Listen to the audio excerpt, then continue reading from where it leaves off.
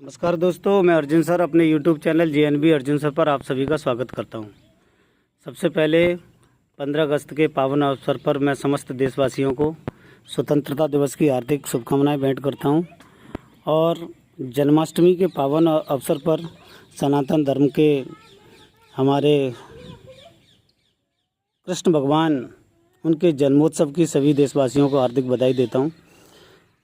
दोस्तों, भगवान कृष्ण से संबंधित बहुत सारी कथाएं हमारे धर्म ग्रंथों में दी गई हैं और उन्हीं ग्रंथों में से एक कथा आती है कि भगवान कन्हैया ने यमुना के किनारे तमाम प्रकार की बाल लीलाएँ की हैं और उन्हीं बाल लीलाओं में से एक, जब वो एक बार यमुना के किनारे अपने सखाओं के साथ गेंद का खेल खेल रहे थे, तभी गेंद यमुना में चली जाती है और भगवान कृष्ण उस गेंद को लेने के लिए जैसे ही यमुना में कूदते हैं तो उस यमुना में कथा के अनुसार एक विषैला सांप रहा करता था।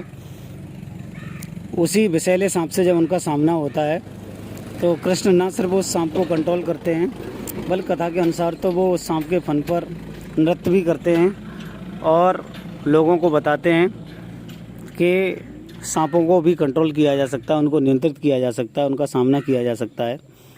ऐसे ही नागों से संबंधित मैं आपको एक सर्पों की कहानी सुनाने वाला हूं और इस कहानी में मैं आपको बताने वाला हूं कि किस प्रकार हमें समाज में फैले हुए अंधविश्वास, ढोंग, पाखंड, इससे दूर रहना है। दोस्तों, ये जो कहानी है गांव दुगना की, जो कि उत्तर प्रदेश के ज़िला फिरोजाबाद में पड़ता है। हमारे पास में ये भैया बैठे हैं, सुखलाल जी, ये मेरे बड़े भाई हैं। 8 अगस्त 2025 समय रहा होगा रात के लगभग 12 बजे।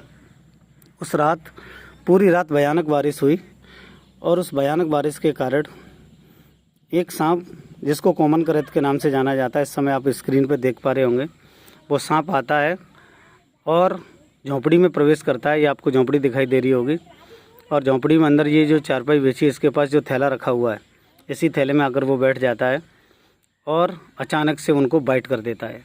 जैसी बाइट होती है, भैया एकदम उठते हैं और वो अपने साथी, उनके अपने परम मित्र जो कि मुन्ना लाल जी हैं, जो आपको इस समय स्क्रीन पे दिखाई दे रहे होंगे, उनको बताते हैं वो कि मुझे किसी ने वाइट किया है। और जब टॉर्च जलाकर देखा जाता है तो आधा सांप थैले से बाहर लटका हुआ था और आधा अंदर था। जैसे सांप को देखा, समझने में देर नहीं लगी कि स्नेक बाइट हुआ है, सांप ने ही काटा है।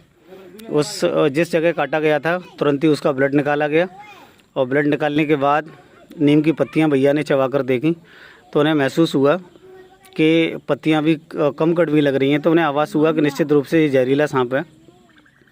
भैया ने तुरंत ही अपने साथी को बोला कि वो उनकी बाजू को गमछा से तेज़ी से बांध दें ताकि जो जहर है वो बॉडी में जल्दी नहीं फैल पाए।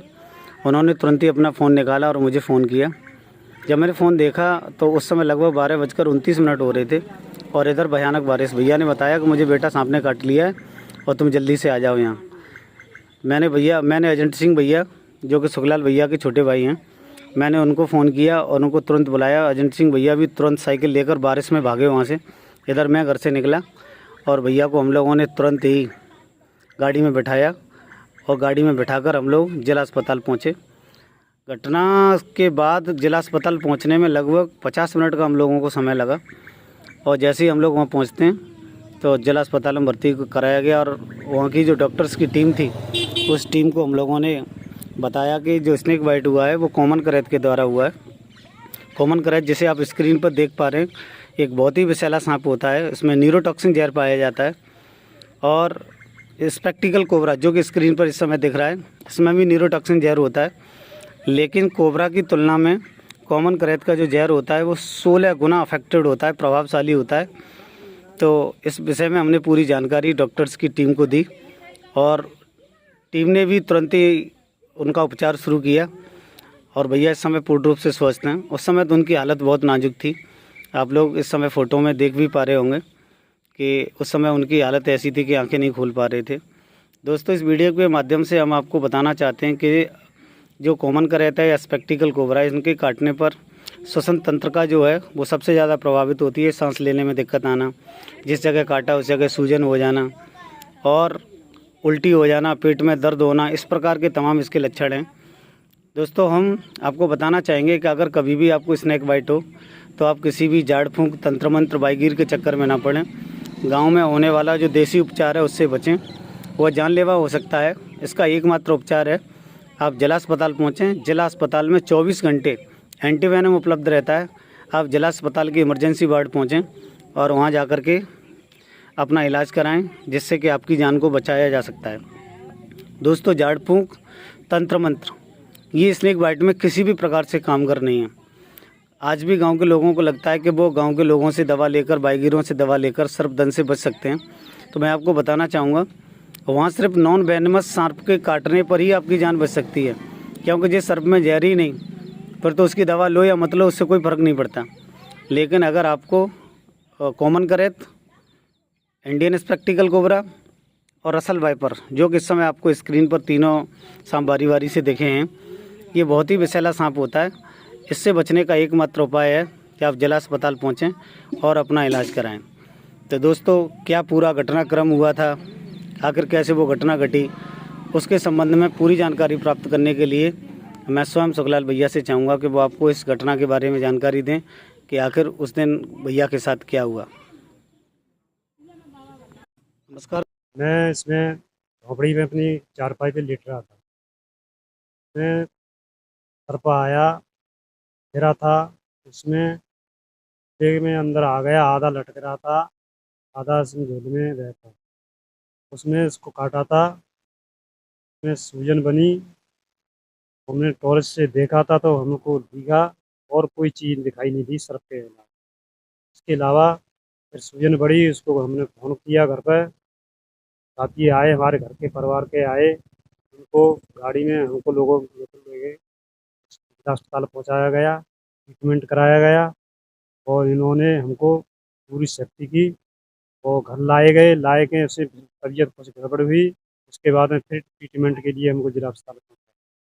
उसके बाद में 8 दिन के बाद फिर उसके में ट्रीटमेंट करके हमको घर को रवाना।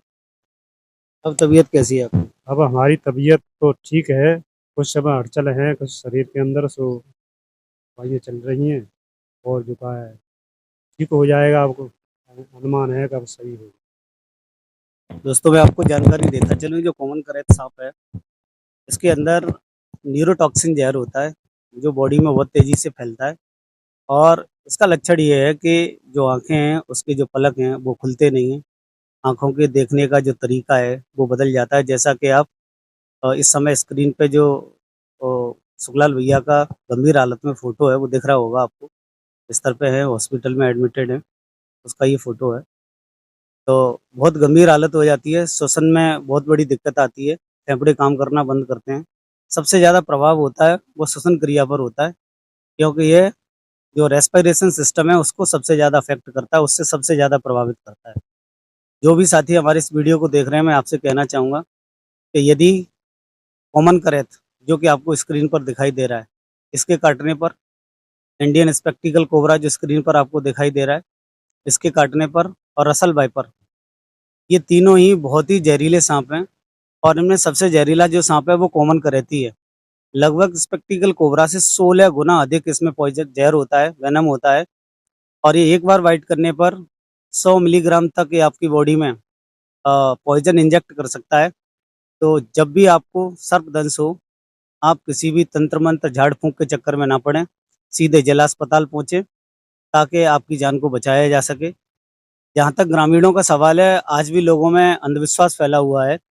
वो गाँव में जो भी तंत्र मंत्र करने वाले लोग हैं, वाहिगीर हैं, उनके चक्कर में रहते हैं। और वो इस प्रकार की तमाम उनके संबंध में कहानियाँ हैं कि वो लोगों को बचाते रहे हैं। तमाम लोग उनके पास सर्प के काटने पर दवा लेने आए और उन्होंने उनको बचा लिया।